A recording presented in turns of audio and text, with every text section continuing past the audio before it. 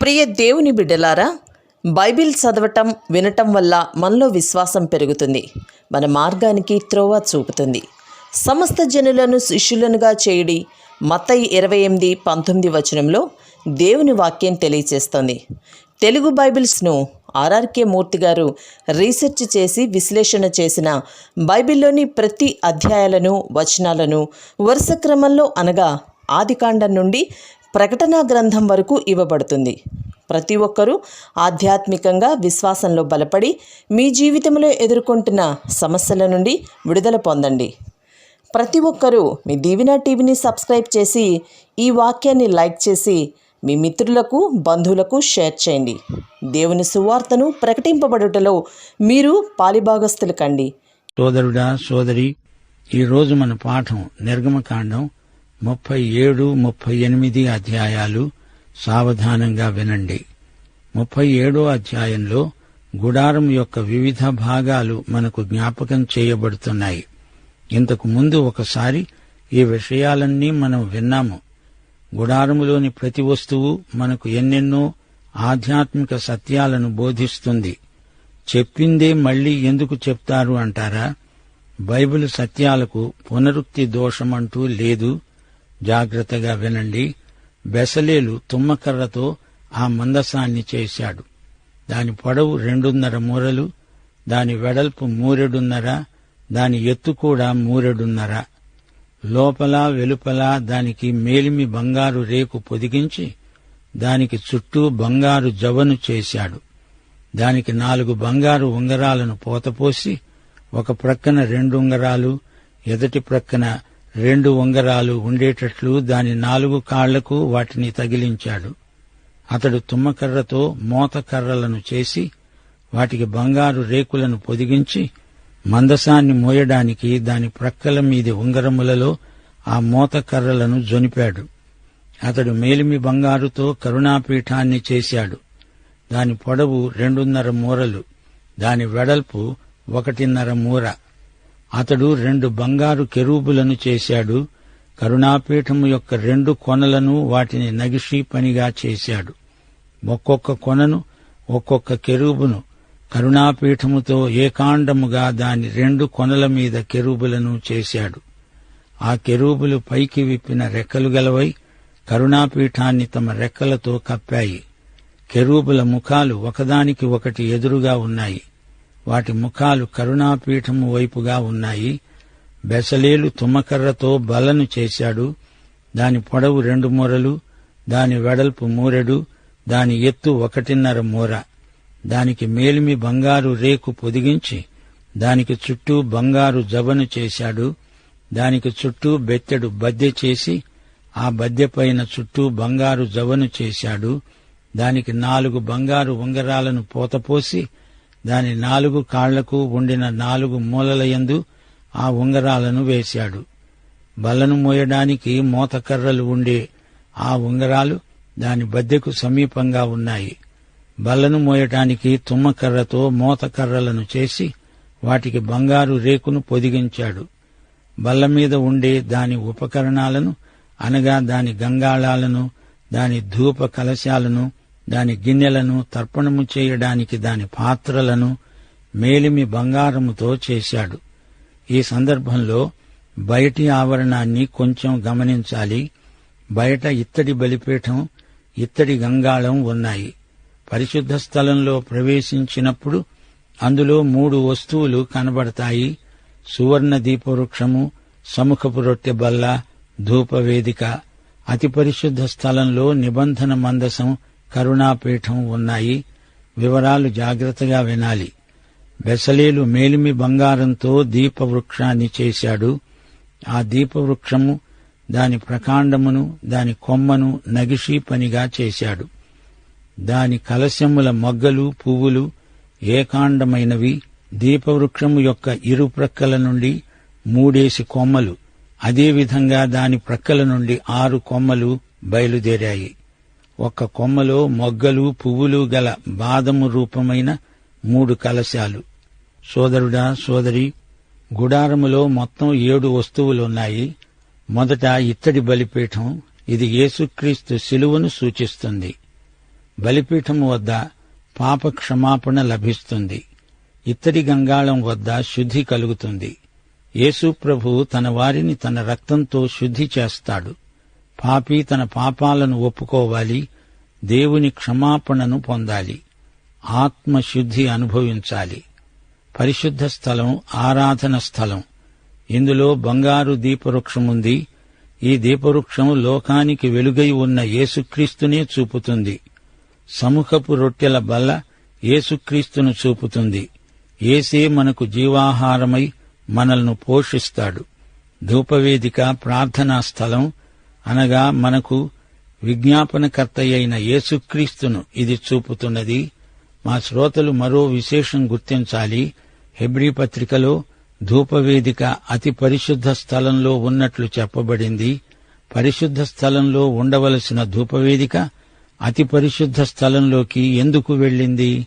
ఎందుకనగా మన విజ్ఞాపనకర్తయైన యేసుక్రీస్తు పరలోకంలో ఉన్నాడు.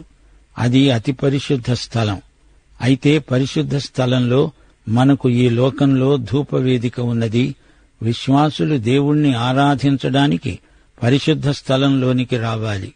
ఈ పరిశుద్ధ స్థలంలో పాపం ఒప్పుకుంటాము, స్తుతిస్తాము, కృతజ్ఞతలు చెప్పుకుంటాము, విజ్ఞాపనలు చేస్తాము, యాచనలు సమర్పిస్తాము.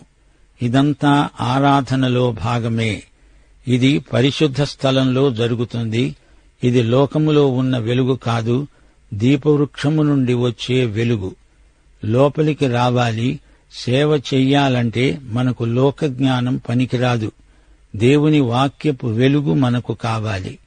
అతి పరిశుద్ధ స్థలం ఇప్పుడు యేసు ప్రభువు ఉన్న స్థలమే. అదే పరలోకం. హెబ్రీ పత్రికలో మనకు చేయబడిన గొప్ప హెచ్చరిక, మనమంతా దేవుని కృపాసనమును సమీపించాలి. అక్కడే మనకు సమయోచితమైన సహాయం లభిస్తుంది. సోదరీ సోదరులారా, మనకు పరలోకంలో కృపాసనం ఉన్నది. దేవునికి స్తోత్రం.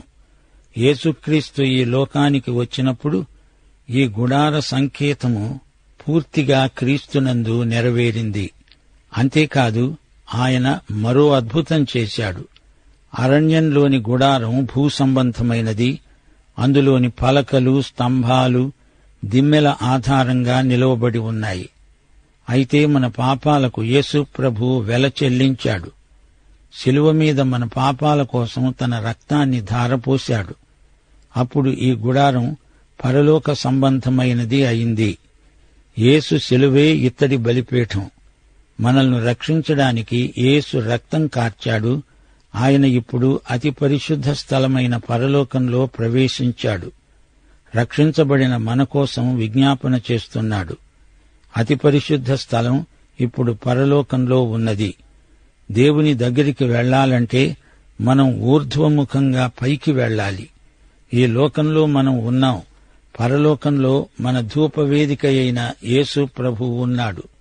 1 తిమోతి 2:5 తేటగా చెబుతోంది, దేవుడొక్కడే, దేవునికిని నరులకును మధ్యవర్తి ఒక్కడే, ఆయన క్రీస్తు యేసు అనే నరుడు. సోదరుడా, సోదరి, నీవిప్పుడు ఎక్కడున్నావు? రక్షణ పొందలేదా? అయితే ఇత్తడి బలిపీఠం వద్దకు రా. క్రైస్తవుడు అనే పేరు మాత్రం ఉంటే చాలదు. మొట్టమొదట ఇత్తడి బలిపీఠం వద్దకు రావలసిందే. నీవు మైలపడ్డ క్రైస్తవుడివా? ఇత్తడి గంగాళం వద్దకు రా. నీ పాపం ఒప్పుకో, కడగబడి శుద్ధి పొందు. ఈ రోజున నీవు చీకటిలో ఉన్నావా? పరిశుద్ధ స్థలంలోకి రా. దీపవృక్షం వెలుగులో నడువు. నీ ఆధ్యాత్మిక జీవితం ఎలా ఉన్నది? ఇప్పుడే ఆత్మ పరీక్ష చేసుకోవలసిందిగా నీకు మనవి చేస్తున్నాము. దేవుని వాక్యమును సమస్త ప్రజలకు మనం ప్రకటించాలి. మార్కు సువార్త 16:15 ప్రభు ఆజ్ఞ, మీరు సర్వలోకమునకు వెళ్లి సర్వసృష్టికి సువార్తను ప్రకటించండి. ఈ లోకం సువార్తను వినాలి. బైబిలులోని ప్రతి పుటలో యేసుక్రీస్తును మనం చూడాలి, ఇతరులకు చూపాలి. అందుకే సాక్ష్యపు గుడారాన్ని వివరించేటప్పుడు కూడా అందులో నుండి యేసు ప్రభుని చూపడం జరిగింది. లోకానికి సువార్తను అందించలేకపోతే మనం ఇక్కడ ఉండి ప్రయోజనమేమీ లేదు. మనం ప్రార్థిస్తాము, పనిచేస్తాము, యేసు ఆజ్ఞ మేరకు శిష్యులు సువార్తను ప్రకటిస్తూ లోకమంతటా సంచరించారు. మార్కు సువార్త 16వ అధ్యాయం 20వ వచనం, వారు బయలుదేరి వాక్యమును అంతటా ప్రకటించారు.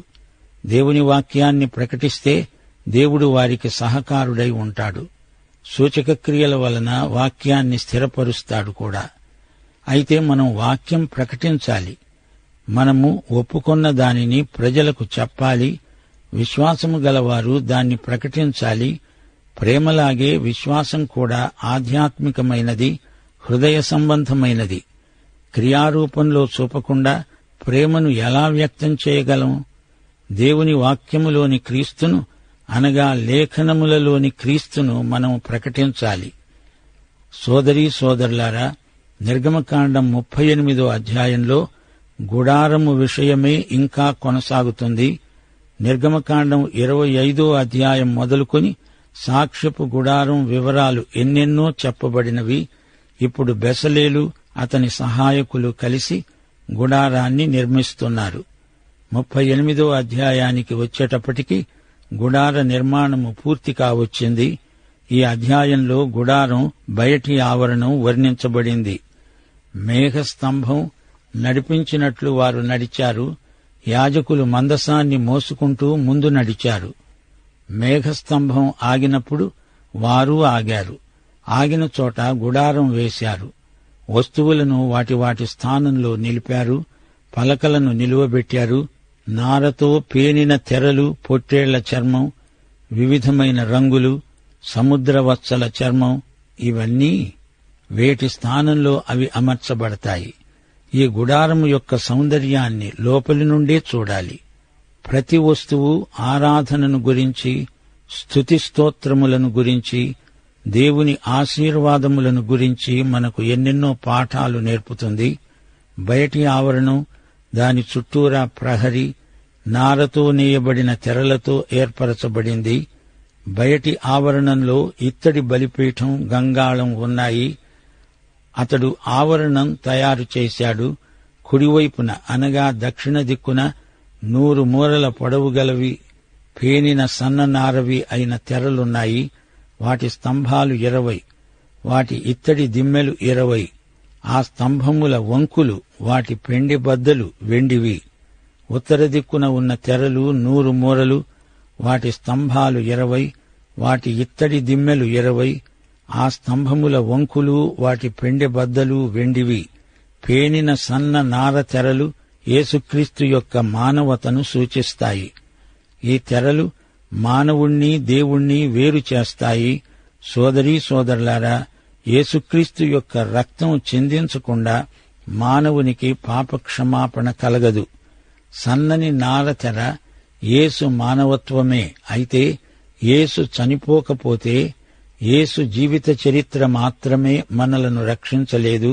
పైగా అది మనకు తీర్పు తీరుస్తుంది. యేసుక్రీస్తు యొక్క మరణమే మనలను రక్షిస్తుంది. సాక్ష్యపు గుడారాన్ని చూడండి. అది ఒక చిత్రపటాల పుస్తకంలాగా ఉంది. సోదరీ సోదరులారా, యేసుక్రీస్తు ప్రబోధాలు మాత్రమే మనలను రక్షించలేవు. సిలువ వేయబడిన యేసే నీ రక్షకుడు. అందుకే బయటి ఆవరణంలో ఇత్తడి బలిపీఠం ఉంచబడింది. తెల్లని నార తెర మానవుణ్ణి, దేవుణ్ణి వేరు చేసింది నిజమే. ఈ దిమ్మెలు వెండితో చేయబడినవి, గాని బయటి ఆవరణం దిమ్మెలు ఇత్తడితో చేయబడినవి. ఇత్తడి తీర్పును సూచిస్తుంది. ప్రకటన గ్రంథం 1వ అధ్యాయం 15వ వచనంలో యేసు పాదములు కొలిమిలో పుటము వేయబడి మెరుస్తున్న అపరంజితో సమానం. పడమటి దిక్కున తెరలు 50 మూరలవి, వాటి స్తంభాలు 10, వాటి దిమ్మెలు 10. ఆ స్తంభముల వంకులు, వాటి పెండె బద్దలు వెండివి. తూర్పు వైపున, అనగా ఉదయ దిక్కున 70 మూరలు. ద్వారము యొక్క ప్రక్కను తెరలు 15 మూరలవి, వాటి స్తంభములు 3, వాటి దిమ్మెలు 3. అలాగే రెండో ప్రక్కను, అనగా ఇరుప్రక్కలను ఆవరణ ద్వారమునకు 15 మూరల తెరలున్నాయి. వాటి స్తంభాలు 3, వాటి దిమ్మెలు 3. ఆవరణము చుట్టూ ఉన్న దాని తెరలన్నీ పేనిన సన్న నారవి, స్తంభాల దిమ్మలు రాగివి. స్తంభాల వంకులు వాటి పెండెబద్దలు వెండివి. వాటి బోదెలకు వెండి రేకులు పొదిగించబడ్డాయి. ఆవరణపు స్తంభములన్నీ పెండెబద్దలతో కూర్చబడ్డాయి. ఆవరణ ద్వారపు తెర నీల ధూమ్ర రక్తవర్ణములు గలది, పేనిన సన్ననారతో చేయబడింది అయిన బుట్టా పని. దాని పొడవు 20 మూరలు. దాని ఎత్తు అనగా వెడల్పు ఆవరణ తెరలతో సరిగ్గా 5 మూరలు. వంకెలు స్తంభాలు వెండితో చేయబడినవి, వెండి విమోచనకు సంకేతం. ఆవరణ ప్రహరీ మానవుణ్ణి దేవుణ్ణి వేరుచేసినా దేవుడు మానవునికి లోపల ప్రవేశించడానికి మార్గం ఏర్పరిచాడు. మానవునికి విమోచన ప్రసాదించాడు. క్రీస్తు నీతి అనే వస్త్రం అనుగ్రహించాడు. సోదరీ సోదరులారా, ఈ గుడారము వైపు చూస్తే మనకు సువార్త వినపడుతుంది. ఇదంతా చిత్రపటాలలోని సువార్త. బయట నుండి ఆవరణలోకి ప్రవేశమున్నది. మానవుడు గోడ దూకి లోనికి రానక్కర్లేదు. అతడు ద్వారము గుండా లోనికి రావచ్చు. వివిధమైన రంగులను ఒక్కసారి చూడండి. ఈ రంగులు కూడా యేసుక్రీస్తు యొక్క వ్యక్తిత్వాన్ని చాటుతాయి. ఇదంతా ఇంతకు ముందు చెప్పుకున్నాము. అయినా మళ్లీ జ్ఞాపకం చేసుకుందాం. నీలిరంగు ఏమి బోధిస్తుంది? యేసుక్రీస్తు పరలోకము నుండి వచ్చాడని చెబుతుంది. ఎరుపు రంగు రక్తవర్ణం. ఇది యేసుక్రీస్తు యొక్క మానవతను చూపుతుంది. యేసుక్రీస్తు మన కోసమై కార్చిన రక్తాన్ని జ్ఞాపకం చేస్తుంది. ఇప్పుడు వ్యక్తిగత ఇశ్రాయేలీయుల స్థితిని గురించి తలంచుకుందాం. ఇశ్రాయేలు జాతిని దేవుడు తన జ్యేష్ఠ కుమారుడు అని చెప్పుకున్నాడు. వ్యక్తిగతంగా ఏ ఒక్క ఇశ్రాయేలీయుణ్ణి దేవుడు తన కుమారుడు అని చెప్పలేదు. ఇంతకు యూదుడు అనగా ఎవరు? మతాన్ని బట్టి పుట్టుకను బట్టి అతడు యూదుడవుతున్నాడు. పాత నిబంధనలో అయితే యూదుడిగా జన్మించిన వాడే యూదుడు. ఇశ్రాయేలు దేవుడు ఏర్పరచుకున్న జాతి. అయినా ప్రతి వ్యక్తి విమోచించబడాలి.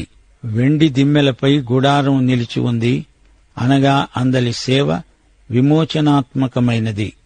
ప్రతి ఒక్కరూ విమోచన ధనం చెల్లించి తీరాల్సిందే. వెండి బంగారముల వంటి క్షయ వస్తువుల చేత మనము విమోచింపబడలేదు. కాని ఒక్కటే షరతు ఉన్నది. నీకు దాహంగా ఉందా? జీవజలం త్రాగుతావా? అది ఉచితంగా నీకు ఇవ్వబడుతుంది. దేవుడు దీనికి ఎంతో వెల చెల్లించాడు. తన కుమారుణ్ణి సిలువకు అప్పగించాడు. తన విమోచన క్రయధనం ఆయన చెల్లించాడని మానవుడు గ్రహించాలి. ఆయన రక్తము చేత మనం విమోచింపబడ్డాము. సోదరీ సోదరులారా, గ్రహించారా? అరణ్యంలో ఇశ్రాయేలు జాతికి విమోచన తప్పనిసరి.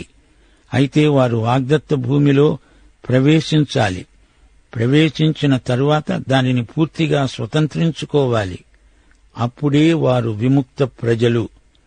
పాఠం ఇంతటితో సమాప్తం. మన ప్రభు అయిన యేసుక్రీస్తు వారి దివ్య కృప, తండ్రి అయిన దేవుని పరమ ప్రేమ, పరిశుద్ధాత్మ యొక్క అన్యోన్య సహవాసము మనకు సదాకాలము తోడై ఉండునుగాక. ఆమేన్.